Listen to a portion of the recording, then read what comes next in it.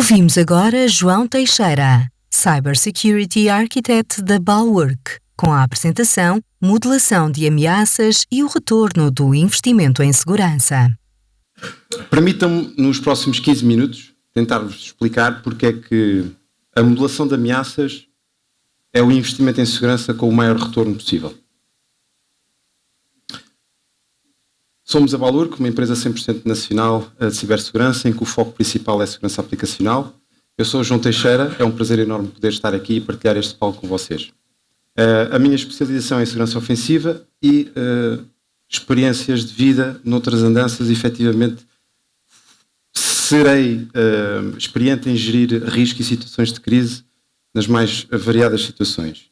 E por isso é que hoje decidimos trazer a modelação de ameaças que efetivamente, das apresentações que temos vindo aqui a abordar, há conceitos que são comuns e que nos preocupam a todos. A transformação digital é um facto que tem vindo a decorrer nos últimos anos e, efetivamente, todo o dia-a-dia que nós temos, desde as interações mais simples entre pessoas, mesmo a nível de ambiente profissional, nós estamos a migrar para o ciberespaço. E esta migração significa explorar um novo cenário. E em qualquer cenário em que o ser humano se tenta aventurar, há ameaças e há risco. E neste sentido, para tentarmos perceber o que é a modelação de ameaças, qual é o seu fim e qual é o seu retorno, permitam-me, de facto, fazer aqui este desenho de tentar explicar ou tentar enquadrar a ameaça como o incidente em curso que está, ou que existe uma forte probabilidade de vir a ser concretizado. E neste sentido, a ameaça, se concretizada, terá inevitavelmente um determinado impacto e um incidente irá decorrer numa organização. Neste caso estamos a usar a organização, mas a modelação de ameaças pode, e no contexto da cibersegurança, focada na aplicação, no sistema, mas como os sistemas de informação e a preocupação em design seguro e na segurança da informação, nós sabemos que não é só a tecnologia que será o alvo do risco e ameaças. Os processos e as pessoas também são importantes. E neste contexto, vamos falar de modelação de ameaças à organização por causa desse contexto mais holístico, em que tudo tem um impacto, não é só a tecnologia. E antes de explicar qual é o estado atual da modelação de ameaças e como é que nós o fazemos, eu só quero recordar, como aqui já foi dito, a preocupação com o risco, a preocupação de perceber se nós sabemos qual é a nossa superfície de ameaça e sabermos se estamos preparados para o que pode ocorrer é uma preocupação que não surgiu agora. Não foram os sistemas de informação que criaram alguns princípios comuns. Há outras áreas do saber em que a modelação de ameaças vem tentar trazer alguns princípios fundamentais e falo de, obviamente, Forças Armadas e Aviação são alguns exemplos. Mas, de facto, esta preocupação em conseguir identificar quais é que são os riscos e as ameaças que decorremos e se nós estamos preparados ou não para, em tempo útil, prevenir que algo como um incidente se traduza numa perda total, a modelação de ameaças tem vindo a crescer no atual estado a que chamamos do Manifesto de Modelação de Ameaças, em 2020, e acreditamos que o presente e o horizonte próximo, a evolução será este exercício de modelação de ameaças crescer de um mero exercício aplicacional de um sistema muito estanque e começar a incluir preocupações organizacionais que envolvem, de facto, para além da tecnologia, processos e pessoas. Tentando almejar estas duas qualidades essenciais e que nos preocupam hoje e irão preocupar ainda mais amanhã, que é a resiliência e a continuidade de negócio. Neste sentido, a modelação de ameaças pode ser descrita como... Aliás, a modelação de ameaças, em paralelo com os recursos necessários e o investimento necessário para nos sentirmos seguros e capazes de dar resposta face a um cenário de crise, permitam-me partilhar aqui este gráfico de Adam Shostak, em que nos tenta explicar que, efetivamente, há certos riscos e ameaças em que a sua prevenção já não é como foi dito aqui anteriormente, já não é e nem pode ser o foco principal. Não é daí que virá o maior retorno. Os recursos para nos tentarmos proteger e ser resilientes não são finitos, nós temos que os saber gerir. E, de facto, há várias, na área da cibersegurança, dependendo do contexto, o risco poderá ter aqui vários sinónimos. E o que eu pretendo aqui mostrar é que, efetivamente, há várias naturezas de risco. Há aquele risco que é acidental, fruto de um erro humano, de uma má implementação de uma solução aplicacional, um erro de código, e que serão inevitáveis. Portanto, errar é humano, uma implementação de um sistema não é perfeita, há de ter uma falha, mas que não era inicialmente previsível. Portanto, foi um erro de implementação. No espectro oposto dessa natureza de risco, temos aqueles que são essenciais e inerentes à natureza da solução que estamos a fazer. Portanto, se eu sou uma organização que trabalha e opera com transações financeiras do ponto A para o ponto B, eu decorro um risco para executar essa operação, o risco desse dinheiro ou desse valor, de facto, não chegar ao seu destino. É um risco inerente. Eu não posso alterar isto. Okay? E, nesse sentido, o investimento em segurança tem que ser adequado a cada natureza do risco e a cada natureza da ameaça. Não podemos investir só em prevenção. Apesar de, nesta curva, conseguirmos ver que há uma ligação mais proporcional à quantidade de investimento com a qualidade da prevenção, mas no espectro oposto temos que investir também naquilo que é inevitável.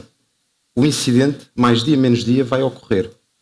E é bom que tenhamos investido nesse cenário, na capacidade de resposta a quando tudo falha, o que é que nós devemos fazer. E aqui é onde, de facto, opera a maior dificuldade, porque o investimento em segurança não é proporcional à nossa capacidade de resposta. E é finito, como é óbvio. Neste sentido, como é que nós fazemos a modelação de ameaças? Como é que nós sugerimos que cada organização, empresa, e inclusive até a nível pessoal, respirarmos esta necessidade de gerirmos o risco através de um princípio de modelar a ameaça, pode ser uma mais-valia em todos os níveis. Nós utilizamos esta framework de 4 questões circulares e que se complementam num processo. Portanto, não é um ato isolado. E tem que ser respirável pela organização na tecnologia, nos vários processos e nas pessoas. Principalmente do vertical. Tem que ser cultural e tem que ser respirado. E o método consiste na resposta a estas 4 questões, que são bastante abrangentes, mas que podem ser particularizadas para o caso específico do que é que estamos a modelar. Se for um caso, uma aplicação, o que é que estamos a trabalhar? O que é que nós queremos dirigir? Qual é o sistema que nós queremos implementar? Avaliamos os requisitos operacionais e tentamos definir detalhadamente todo o fluxo de informação, todos os componentes, dependências, por aí fora. Depois de termos um modelo efetivamente mais próximo da realidade, idealmente o mais cedo possível, portanto em papel, em design, em arquitetura, fazemos a questão do que é que pode correr mal. Não só transportar as ameaças que conhecemos, mas efetivamente questionar o modelo, se efetivamente ele for, por exemplo, utilizado de forma que não é expectável, se porventura acontecer algo que é inesperável, e o que é que pode correr mal. Depois de identificarmos isso, na terceira questão ou passo, vamos avaliar se o sistema que nós planeámos, como é que ele responde a isso. É capaz de dar resposta? Isto foi pensado? Quarto e último passo, avaliar se esse controle de segurança ou funcionalidade do sistema efetivamente faz um bom trabalho a colmatar o que pode correr mal. Se não fizer, voltamos ao início. Se calhar temos que repensar que o sistema que estamos a criar pode ter riscos essenciais ou naturais que nós efetivamente não podemos aceitar e não faz sentido criar este sistema, temos que ir ao zero. Ou então, efetivamente, alterar um determinado requisito operacional para limpar tudo à frente. E este ciclo e este processo faz-se de forma contínua.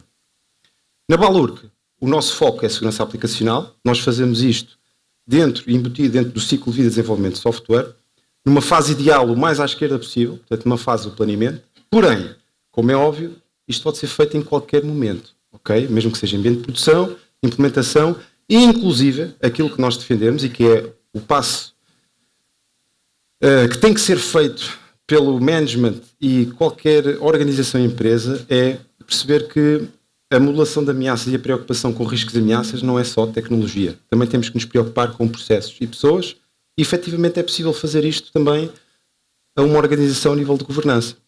Qual é o impacto desta organização não ter uma política de uso aceitável de informação? Qual é o impacto? O que é que pode correr mal? O que é que eu faço se efetivamente houver uma exfiltração de informação. Qual é a minha capacidade de resposta? Está adequada, não está? Portanto, nós também conseguimos fazer isso. Onde é que entra aqui o retorno do investimento? Foi o que eu vos tentei explicar.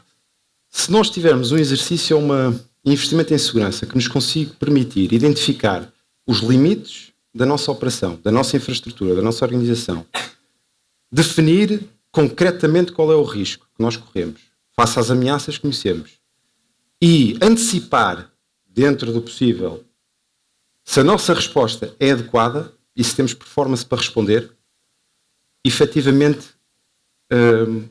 o retorno é significativo e é óbvio. Okay? No entanto, nós temos duas formas de medir este retorno, de forma quantitativa e qualitativa. Quantitativa é um exercício financeiro inspirado pela INISA, elaborado em 2012.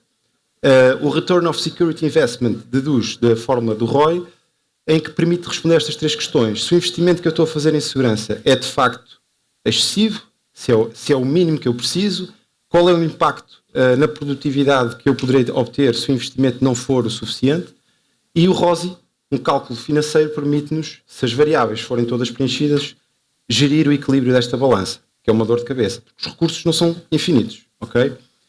E mediar o peso do custo do incidente com o peso do investimento nas medidas que podem prevenir esse incidente. Este é o objetivo do ROSI. Não tem como objetivo gerar lucro, mas sim evitar ao máximo a perda possível num determinado incidente. A apresentação depois será partilhada, deixo aqui algum exemplo de facto como é que isto deriva, isto tem um cálculo financeiro, e sim, de facto não é aplicável a todas as organizações, por ser extremamente difícil definirmos concretamente todas as variáveis necessárias para calcular este valor. No entanto,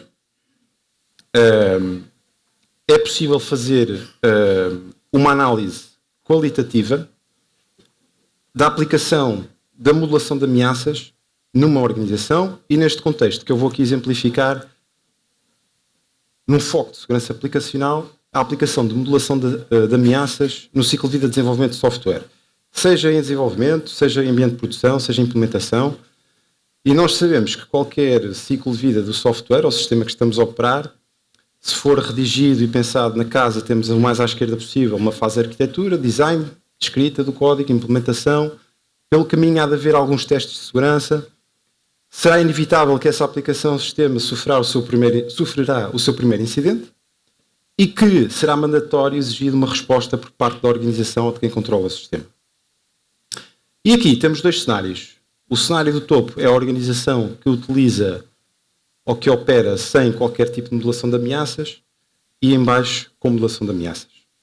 Ou seja, aquele sistema ou aplicação que é criado de início, pensado de início, cujo alinhamento dos requisitos operacionais foi completamente desalinhado com os requisitos de segurança, será certo que nos testes de segurança serão encontradas mais vulnerabilidades, mais inconformidades e com impacto maior.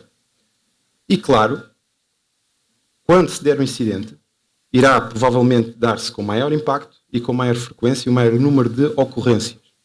E acima de tudo, e o que nos preocupa mais, a capacidade de resposta é completamente posta em causa. Como é que eu posso prever e preparar-me para os cenários de resposta se eu nem sequer sei qual é a minha superfície de risco, se eu não sei quais é que são as ameaças que me esperam?